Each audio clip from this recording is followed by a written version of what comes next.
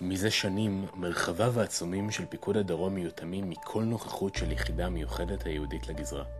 בפיקוד הצפון, אגוז, בפיקוד המרכז, דובדבן, ורק בדרום הגבול המערבי פרוץ ורצועת עזה ממשיכה לנהוג כדרכה, אגרסיבית ובלתי צפויה.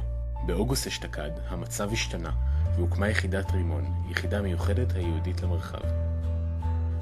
רימון, הכפופה לחטיבת גבעתי, עתידה להיות מוכשרת ללחימה בכל התנאים שהאויב בדרום יציב, בין אם זה בסביבה האורבנית והמתעתעת של עזה, ובין אם זה במדבר הצחיח והבלתי נגמר.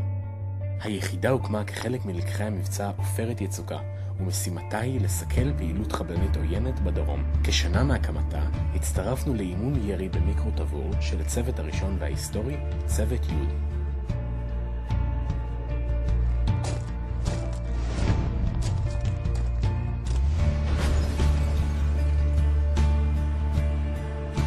רציתי להקים משהו חדש, תחושה מיוחדת. הרבה שנים לא הוקמה יחידה חדשה בצה"ל. מלא הפתעות, מלא קשיים, מלא דברים מעניינים. כל דבר שאתה עושה, לטוב ולרע, ככה תצטער היחידה.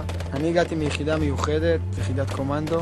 יש בזה דברים שאין בשום מקום אחר. להגיע ליחידה חדשה, החומר האנושי הוא מאוד מיוחד ומגוון.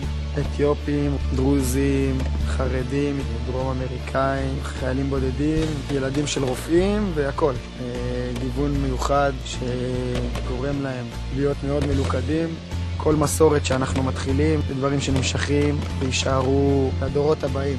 יש הרבה הוואי, מנסים ליצור כמה שיותר תחושה של בית. נתנו להם את התחושה שיש להם אבא ואמא, ויש אנשים שעשו פה את הדרך הזאת לפניהם, שיש מישהו שעומד מאחוריך.